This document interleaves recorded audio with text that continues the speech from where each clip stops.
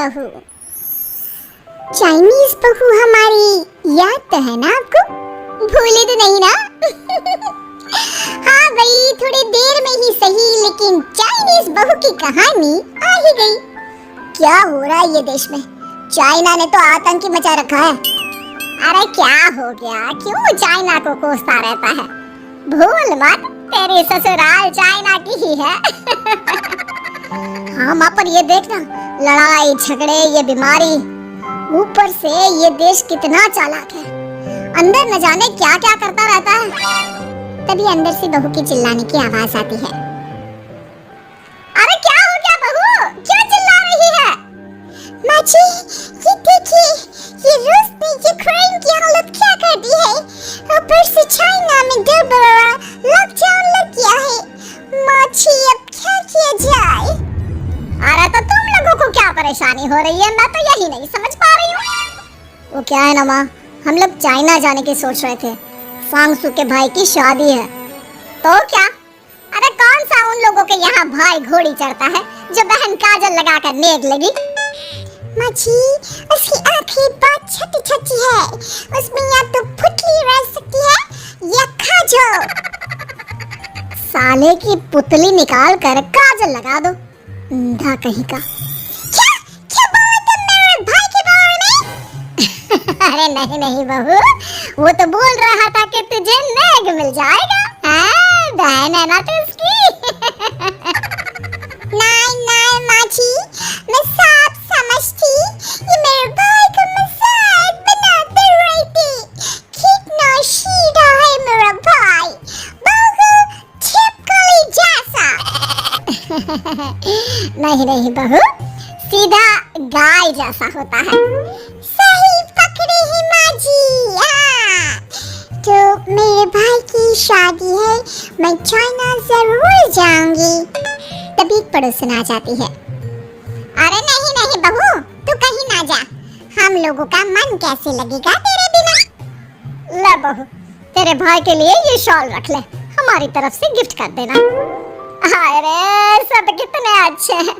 मेरी चाइनीज बहू को कितने प्यार से तुम लोगों ने एक्सेप्ट कर लिया। सच में बड़ी भाग्यशाली हूँ मैं। कैसी बात कर रही है?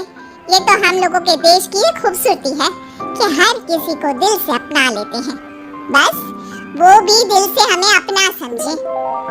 कैसी बात कर रही हैं आंटी जी? मेरे लिए आप सब सासू माँ जैसी ही हैं। मुझे भारत बहुत अच्छा लगता है, ये सबसे अच्छा देश है। मेरा भारत महान। वैसे भी लड़के की शादी जहाँ होती है वो तो वहीं की हो जाती है ना? जी तेरे बहू सही बोल रही है। औरत तो होती ही पानी की तरह है, जो जहाँ जैसे रखे वैसे ही शेप ले लेती है। आंटी जी, ये थोड़ा सा ज्यादा हो गया, समझ नहीं आया। नो प्रॉब्लम, मैं चाय बना कर लाती हूँ। फिर क्या, वो दिन भी आ जाता है जब बेटे बहू को चाइना जाना पड़ता है। वहाँ जाकर बहू का भाई कहता है, मेरे दाम आ गए, मेरे दाम आ गए। मैंने सबको बोला कि सब हिंदी में बात करेंगे, नहीं तो बहन नाराज हो जाएगी। थैंक्स बॉय, हिंदी मेरी भाषा है। आप मुझे उसमें बात करना अच्छा लगता है। आपने जीजा जी से मिलो। ओ बहन, तुम अंदर चलो। सभी बहू को अंदर लेकर चले जाते हैं, लेकिन सांगसू का पति, वो तो बेचारा चाइना के ससुराल के आंगन में अकेला खड़ा रहता है। काफी देर तक जब कोई उसे नहीं पूछता तो वो माँ को घर पर फोन करता है। हाँ बेटा, पहुँच गए ना कुशल मंगल? हाँ माँ, लेकिन सांगसू पता नहीं कहाँ है। वो तो अंदर गई है, तब से बाहर आई ही नहीं। अरे कैसे बात कर रहा है? तो तू अंदर चला जा, तू बाहर क्यों है? अरे दामाद है तुम्हारा का, उन लोगों ने तुझे बिठाया, चाय पानी कुछ नहीं पूछा? नहीं ना माँ। तभी सामने से सांगसू आती है। आप अभी तक तैयार नहीं हुए और ये बैग लेकर क्यों कमरे से बाहर आए? इसे वहीं रख देती। कमरा? कौन सा कमरा?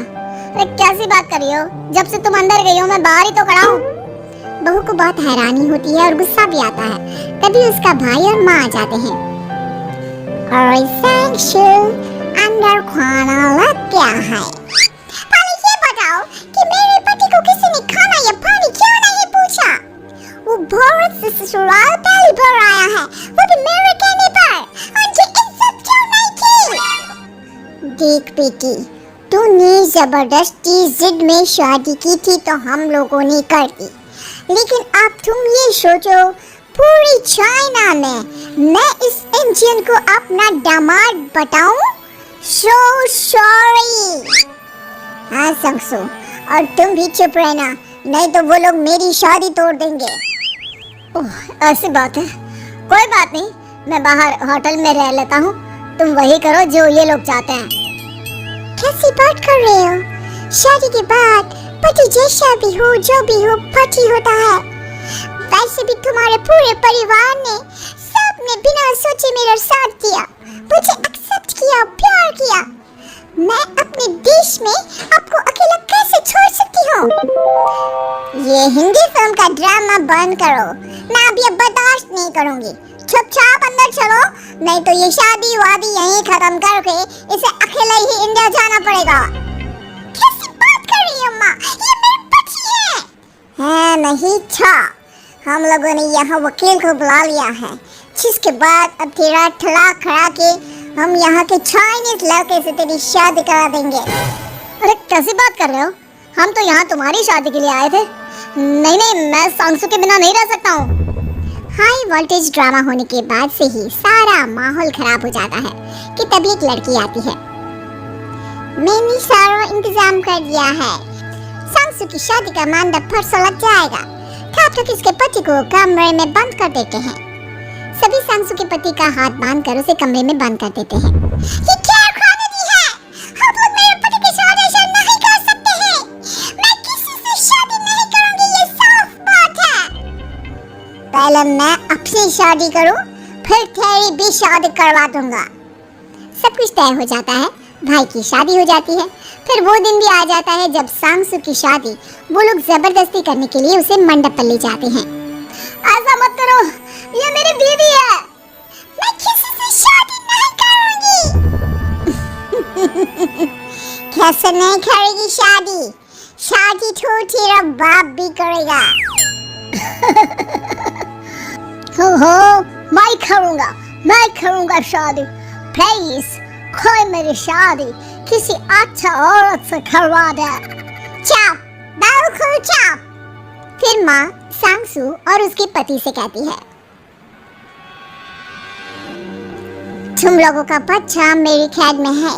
अगर तुम लोगों ने कोई भी होशियारी की तो मैं इस बच्चे को मार दूंगी। दोनों माँ का रूप देखकर हैरान हो जाते हैं। बच्चे की खातिर दोनों शांत हो जाते हैं और शादी की रस्में शुरू हो जाती है कि तभी सांसू की सास पुलिस के साथ आ जाती है। सासू माँ आ गई, मेरी माँ आ गई। माँ प्लीज हम लोगों को बचाकर वापस ले चलो। पुलिस सभी को गिरफ्तार कर लेती है। बेटे के बच्चे को मारने की धमकी तो कोई चुड़ैल ही दे सकती है। अरे तो ये चुड़ैल ही तो है। ये सही बोल रहे हैं, ये औरत किसी चुड़ैल से कम नहीं है। तभी उन लोगों का बच्चा भी आकर सांसू के गले लग जाता है। माँ, तू सही समय पर आ गई, लेकिन तुझे कैसे पता चला कि यहाँ ये सब हो रहा है? बेटा, ये चाइनीज लोग ना होते ही धोखेबाज हैं।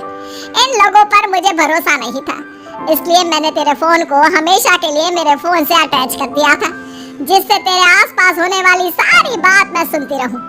उस दिन भी मेरी तेरी बात हो रही थी तो तेरा फोन ऑन था, मैं सब समझ गई थी। मुझे माफ कर दो। नहीं, बिल्कुल नहीं। चलिए माँ जी, इंडिया वापस चलते हैं।